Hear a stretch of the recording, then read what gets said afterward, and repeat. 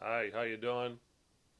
This is Dennis in Japan, and this short live today is the introduction to step 2 of Be Benevolent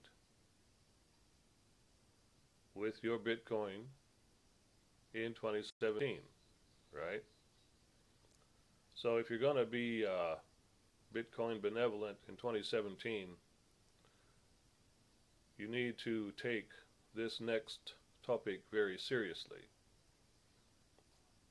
And that topic is security.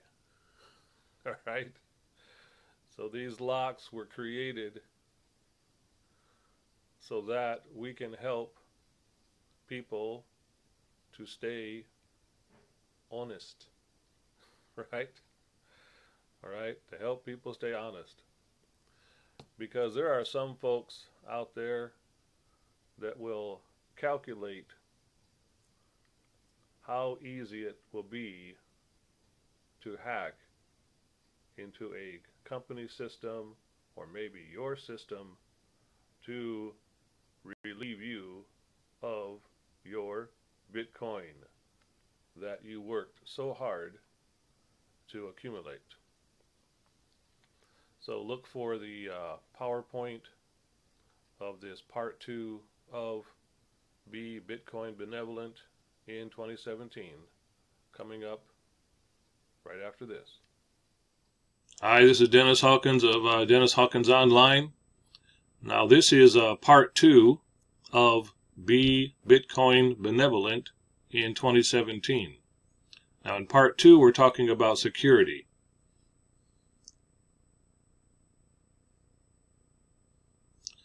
Okay, now a lot of people have a tendency to use the same password for 2 or 3 programs that they're involved with. This is a big no-no when it comes to dealing with Bitcoin and your Bitcoin wallet.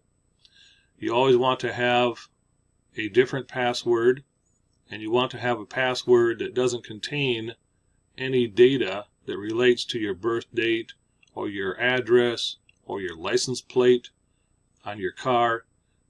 Make it a completely unique alphanumerical password. That means letters and numbers and sometimes symbols like a question mark or an at mark or a parentheses. All right, make a password that is not easy to guess, and of course write it down. One of the biggest mistakes people make is they make a really excellent password and they don't write it down in 2 or 3 places so that they can find it when they need it.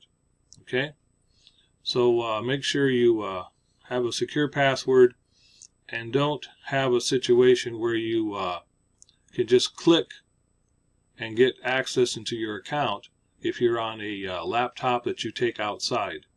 And that goes for your smartphone as well. Okay, security is very important with your password. And when you make your password, when you make it from the beginning, that is going to be the most secure situation you can have. Okay, now what's the next thing that you should consider? The next thing you should consider is what's called two-factor authentication. Okay, in other words, it's something you know and something you have.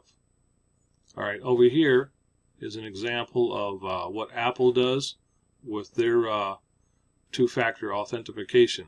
Now you can set this up with your Gmail account, right? You can set this up with the other programs you're in.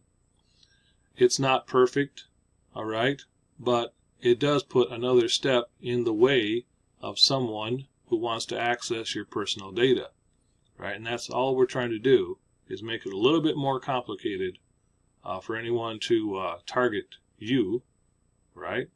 Believe me, if they are having difficulty getting your information, they'll just move on to that person that did not do two-factor authentication or made their password way too easy to guess. All right, well, that's very simple. It's very short, and that is the content for part 2 of Be Bitcoin Benevolent in 2017. I'll see you in part 3.